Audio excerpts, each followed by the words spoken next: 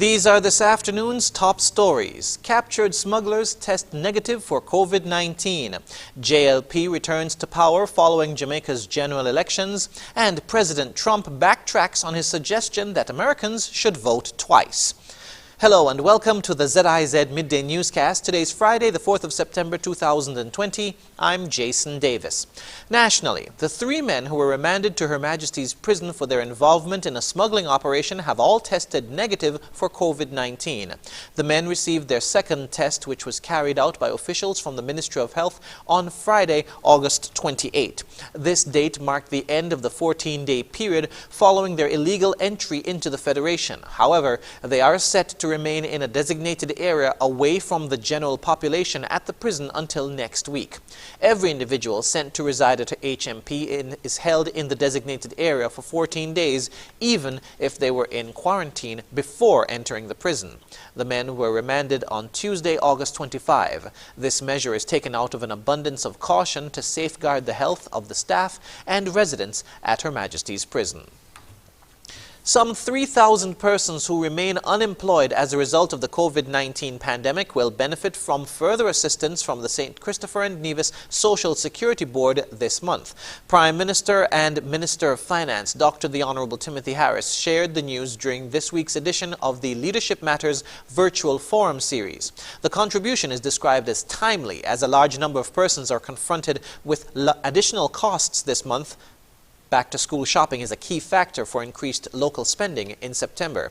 Additionally, September is also traditionally the peak time for the Atlantic hurricane season, and persons are advised to stock up on essential items and make safe their lives and property.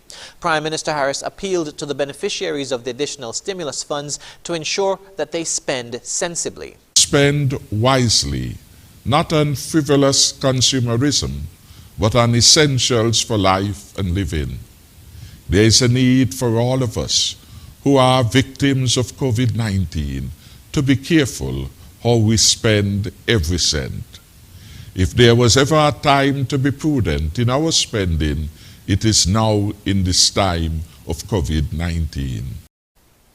In March, the government unveiled a stimulus package for persons whose income was impacted as a result of the coronavirus pandemic. It was administered by the Social Security Board and provided up to $1,000 to persons who lost their employment, were laid off, or had reduced hours with earnings less than $1,000 a month.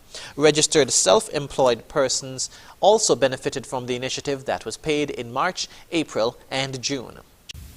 I do care about the poor in our midst, our elderly who are in the twilight of their years and are suffering hardships brought on through no fault of their own, but because of COVID-19. COVID-19 has in fact turned the world economy upside down. The Prime Minister noted that this disease would eventually pass and prayed for God to continue guiding him with wisdom to steer the country back to prosperity. In other news, preventing crime is high on the agenda of the police, as is solving it. But the role of the individual in securing one's personal items, homes and businesses is a very important one, which is when it comes to prevention. On Thursday's episode of Policing with You, host Inspector Alric Edwards was joined by the head of the Criminal Investigations Department, Inspector James Francis, to share information about how persons can protect themselves and their property. As it pertains to avoiding robberies, Inspector Francis advised persons to be mindful of their surroundings. They need to take this personal security serious. They need to plan a route. It's important. You're going somewhere, you're going partying, you're going out, you plan a route back. You're walking, you're driving, you plan a route back. Because, you don't just want to just walk willy-nilly. Avoid shortcuts is very important. I know we like a lot of shortcuts through some alley here and alley there and alley here. So we want to try and avoid shortcuts and be aware of our surroundings. That's just those key points I wanna drive home. He also advised that persons put their things in a more secured location to avoid theft. The inspector spoke of how persons can secure their premises against burglary. Now, when you're home, 1 or 2 points, you're home, you're at the front, lock your back door. Simple like that. You're at the back, lock your front door. Now cut down your bushes. Some people have high bushes around the perimeters of the premises, and keep it prune low is very important for that. And burglar bars, put burglar bars in your window. We have Miami shutters and things of that nature. Put burglar bars is a deterrent. You're hardening your target. You're hardening your premises from becoming a target. Security cameras. Inspector Francis mentioned that it is important for law enforcement to consistently engage the general public on the topic of safety and security in an effort to reduce complacency among persons in the Federation. Policing with You airs every Thursday on ZIZ Radio at 9:15 a.m. during the morning show. We now move to news on the regional scene. The Andrew Holness-led Jamaica Labour Party was returned to office in a landslide victory against the People's National Party led by Peter Phillips in the country's 18th parliamentary elections in the midst of the COVID-19 pandemic on Thursday. It marked the first time the JLP was recording back-to-back wins in a contested general election since 1967, when it retained power, having won in 1962. Thursday's election saw the lowest ever voter turnout at just 37%. The JLP secured 57.1% of the vote, while the PNP got 42.8%. Some 406,085 electors cast their ballots for the JLP, while 304,372 did so for the PNP. In his acceptance speech from the JLP's Belmont Road headquarters in Kingston, Holness said he was humbled by the victory, which he said was, quote, for the people of Jamaica, end quote. He said he will not stand for corruption in his government, and the party that presented the better manifesto won. Still in regional news, in Guyana, economic development, job creation, and a reversal of the neglect of their villages were among the many promises made to Amerindians by the subject minister as Heritage Month 2020 kicked off this week. Kendall Richmond of HGP-TV News reports. On September 10, 1955, the late Chetty Jagan designated the month of September as Amerindian Heritage Month. Since then, the month of September has become a time to observe, recognize, honor, and celebrate Indigenous Guyanese, and this year is no exception. Observed under the theme of fostering traditional practices for a safe environment, the Heritage celebrations commenced with a virtual address by the Minister of Amerindian Affairs, Pauline Sakai, on Tuesday. In her address, the minister stated that on return of the PPPC government to office, the party signaled its commitment to address the existing challenges and the reversal of the recent neglect evident in the majority of Amerindian villages. Amerindians will see the resumption of development intervention and programs, which will advance food security, economic activities, youth development, and the preservation of culture and languages, among other key and critical areas for attention. She stated that some of the areas that are in dire need of attention include governance and land titling.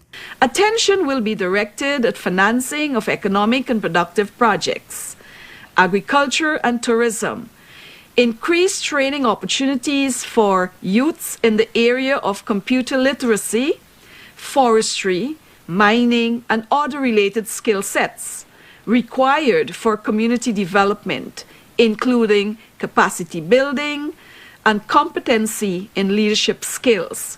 Also on the agenda to foster upward mobility for the Amerindians are scholarships for tertiary education, which will ensure Amerindian students benefit from higher educational opportunities. The ministry is also exploring options to increase internet connectivity in the Amerindian villages. ICT infrastructure and Wi-Fi access will be funded to increase villages' connectivity to the internet, and the household solar program for hinterland and riverine areas will be reintroduced into the villages. Noting that Guyana's First Peoples are integral to the diversity of nationhood, the minister committed to ensuring that Amerindians reap the benefits they deserve. She highlighted that the month of activities to pay homage to the nation's indigenous peoples have not been scaled down since the ministry has compiled a packed calendar of activities which will be rolled out virtually over the next 30 days. Reporting for the AGP Nightly News, Kendall Richmond. Internationally, U.S. President Donald Trump has backtracked on his suggestion that voters should try to cast their ballots twice in November's election, which is deemed illegal. In an abrupt U-turn, Trump took to Twitter to urge people to send ballots early by mail, then visit the polling station on Election Day to check if their postal vote was registered. The U.S. president has been insisting, without evidence, that more postal voting will lead to widespread fraud. Al Jazeera's Alan Fisher reports. After the president appeared to urge his supporters in North Carolina to break the law and vote twice, a defense from the podium of the White House briefing room. The president does not condone unlawful voting. The president's been very clear about this. I'm once again not surprised the media is taking the president out of context. This president's trying to enfranchise Americans, which is exactly what he's been saying. He wants every American to have a vote. The president himself tried helping with the cleanup. He posted a series of tweets where he told voters to go to their polling places after sending in their mail-in ballots to make sure their vote had been counted. The controversy erupted during a presidential campaign visit to North Carolina. He said people worried about election fraud should vote twice. Let them send it in and let them go vote. And if their system's as good as they say it is, then obviously they won't be able to vote. If it isn't tabulated, they'll be able to vote. So that's the way it is. Intentionally voting twice is a crime, something officials in North Carolina pointed out in a statement. They said attempting to vote twice in an election or soliciting someone to do so also is a violation of North Carolina law. There are numerous checks in place in North Carolina that prevent people from double voting. Attorney General William Barr was asked during an interview on American TV to respond to Trump's comments. The government's top lawyer said he didn't know the election laws in every state, but added without evidence that widespread vote by mail is very open to fraud and coercion, is reckless and dangerous, and people are playing with fire. President Trump has often claimed that mail-in voting will be used to rob him of the election. One expert who's looked into mail-in voting says there's no evidence to support the president's allegations. In the past, when politicians have debated election laws, it's been intense, but it's not been to the level of vitriol and certainty behind the statements that we see the president and his allies making about vote by mail. It's a real stark divide between the evidence and the rhetoric on this issue. There's just such a wide gulf between the two. The Federal Election Commission says the idea of mail-in fraud is a conspiracy theory. That's backed up by a 2017 study which found the overall rate of voting fraud in the US is at the most 0.0009%. Alan Fisher, Al Jazeera, Washington. Belarusian President Alexander Lukashenko has reshuffled his top security posts in what is widely being seen as a move to consolidate power. It coincides with a visit from Russia's Prime Minister. Moscow says it is ready to send police to Belarus to help deal with the continuing protests. Al Jazeera's Priyanka Gupta reports. It's the most sustained challenge yet to the man known as Europe's last dictator, Belarus's President Alexander Lukashenko. For 4 weeks, these mainly peaceful demonstrators have been rallying day and night, demanding an end to his 26-year rule. But in the face of growing street protests and isolation from Europe, Lukashenko has found an ally in Russia. Prime Minister Mikhail Mishustin visited Minsk in an apparent show of support.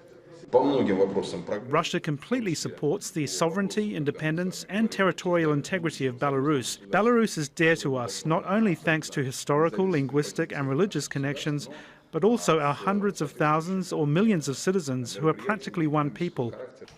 The Belarusian Opposition Council says it's determined to hold new elections, despite recent rare public rift between main challenger of last month's disputed elections, Svetlana Tikhanovskaya, and some of its members who were ways to unseat the president. As things stand today, the social movement, the social platform that was created in Belarus, has two main goals.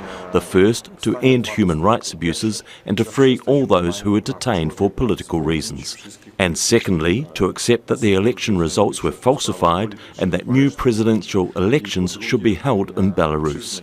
Here we have absolute agreement. On Friday, Chikanoskaya will address an informal meeting of the UN Security Council on alleged human rights violations and crackdown on journalists. There, in spite of Russia and China, she may find support for the new but steady wave of protests among European member states and the US, who have called last month's presidential election neither free nor fair. Priyanka Gupta, Al Jazeera. And now for the weather. Present weather shows fair skies with a moderate breeze of 17 miles per hour from the east-northeast. The temperature for today is 28 degrees Celsius or 82 degrees Fahrenheit. Seas are moderate with waves of 3 to 5 feet. The weather for today will be partly cloudy with a 50% or moderate chance of showers. Tonight will be partly cloudy with a 30% or low chance of showers. Sunset today will be at 6:22 p.m. and sunrise tomorrow at 5:58 a.m. And that brings us to the end of the ZIZ Midday Newscast. Join us this evening for these stories and more in detail. Thank you for tuning in. I'm Jason Davis.